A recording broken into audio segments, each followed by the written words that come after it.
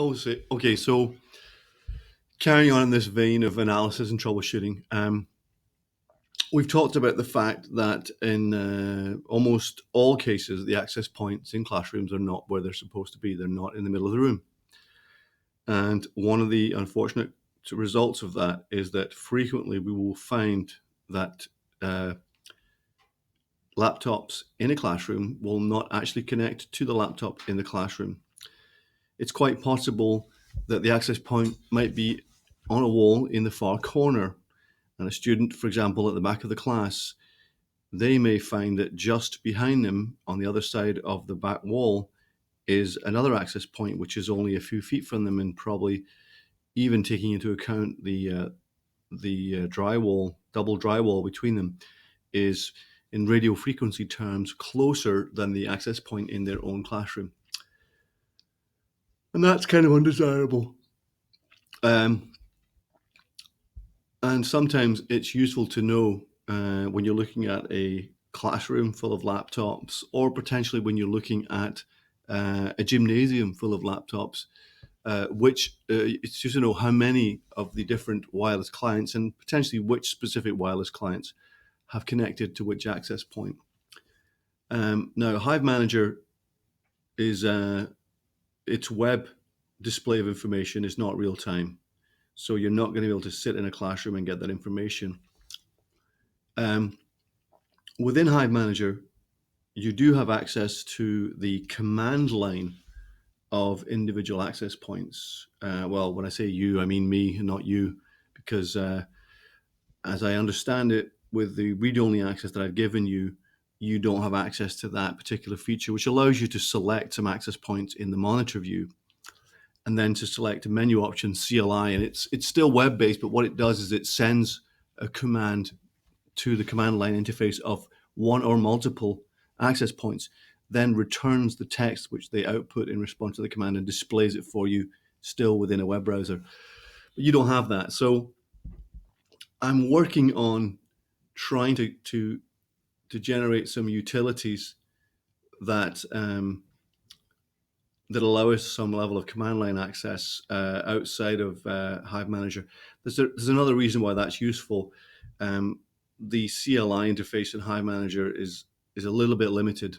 You can't be interactive in any way. So we're working on this, and I'm primarily thinking about myself and about network services technicians, but I'm hoping that we'll be able to extend this through to school techs. And also, as time goes by and wireless becomes more and more critical to infrastructure, I feel that the skills needed to troubleshoot and analyze need to start being pushed out from the center out towards the edges, out into the schools. So that's the direction we're heading in.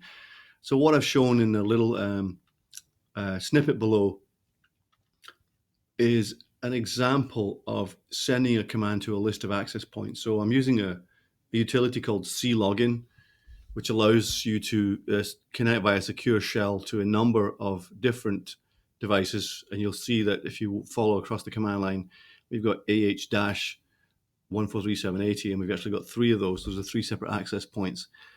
And if we look at what's in quotes after the -C, the save config on either side is nothing at all, really. That's to handle an idiosyncrasy of the access point. The show station is the command we're really interested in.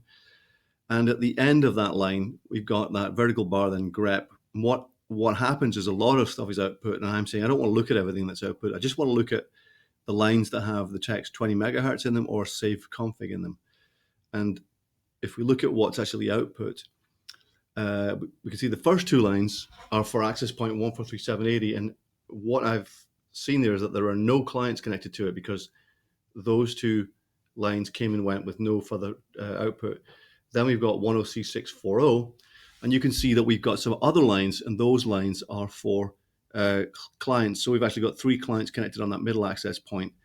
Then the last two lines are for another access point where we have no clients. And just FYI, those clients were, those wireless access points were actually three access points.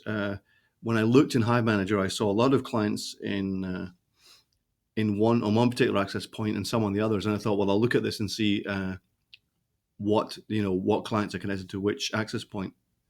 As it turned out, by the time I got to it,